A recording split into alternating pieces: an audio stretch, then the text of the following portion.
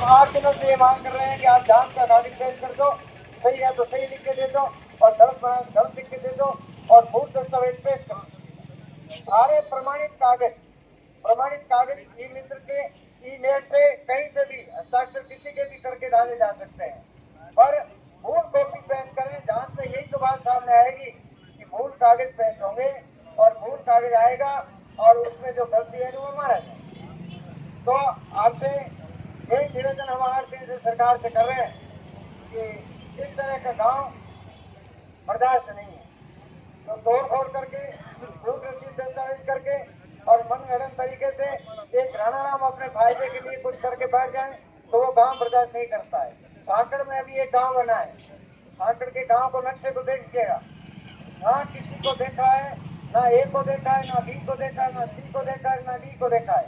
सीधा 1/2 करके और एक बीच की सड़क को एक सांकड़ और एक आदर्श सांकड़, तो उसको तो हम आदर्श कह सकते हैं। और इस चौरा के नाम को आदर्श रखने जाएंगे तो लोग कहेंगे कि आदर्श गांव ऐसे होते हैं, इसलिए इसका नाम भी आदर्श हम नहीं रख सकते। तो ये है हमारा कल्याण जी संघर्ष कि गांव के जो बनावट हुई है वो गलत तरीके से और झूठ रसीद दस्तावेज से तैयार की गई है।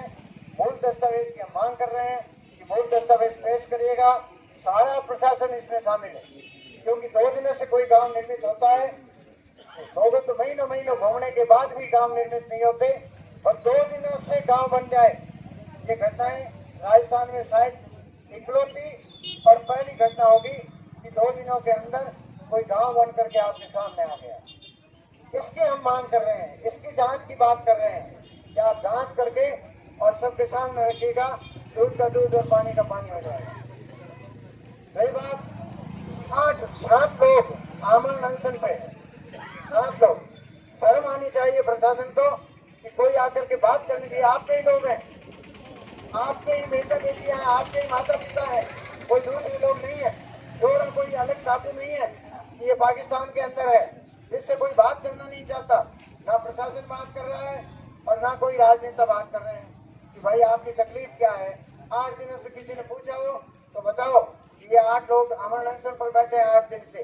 2 तारीख से इनका धरना शुरू हुआ था हमारा, और 2 तारीख से 5 लोग आमरण अनशन पे बैठे थे, उनको आज 6 दिन हुए हैं और उसके बाद एक बैठा और आज दूसरे बैठने जा रहे हैं।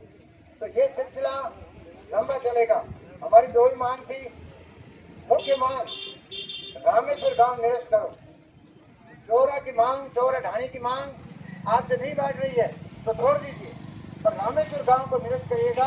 ये हमारी सबसे मुख्य महत्वपूर्ण मांग थी कि रामेश्वर गांव को निरस्त किया जाए। इसमें हमारी भी बात शामिल है कि भाई गांव के लोग इस तरह की मांग कर रहे हैं तो इसको स्वीकार कर लिया जाए। दूसरा था चौरा ढाणी का करावड़ी जाना। ये आज सब पता लग जाएगा कि कहाँ नई पंचायतें बन रही है, कौन सा गांव किसमें जा रहा है।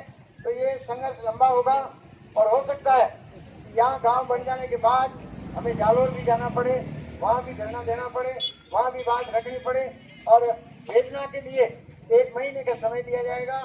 1 अप्रैल, इस अप्रैल से लेकर के 8 अप्रैल से लेकर के और 30 अप्रैल तक जिनकी जो भी बात है वो सुनी जाएगी, और उसके बाद गांव कन्फर्म होंगे कि सुनने के बाद ये गांव निरस्त किए गए हैं और ये रखा गया है और ये नए पंचायतें बनाई गई। उनके अंदर अगर रामेश्वर गांव यही निरस्त कर दिया जाता है तो हमारा धरना समाप्त कर सकते हैं आप कि रामेश्वर गांव निरस्त कर दो और हमारा धरना समाप्त कर दें।